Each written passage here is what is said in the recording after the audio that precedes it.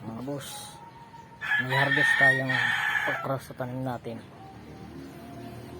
Yan, paunti man yan, pero malaking bagay na yan para sa amin na taga-probinsya. Yan, pansaw lang sa ulam, pwede na. Bibilin mo mas mahal.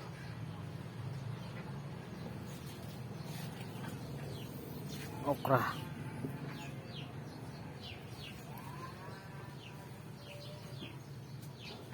kaysa biliin mo, tanim natin sa bakuran natin.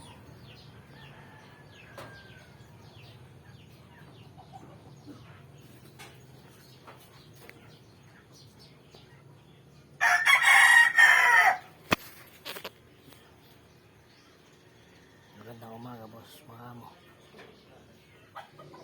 God bless po.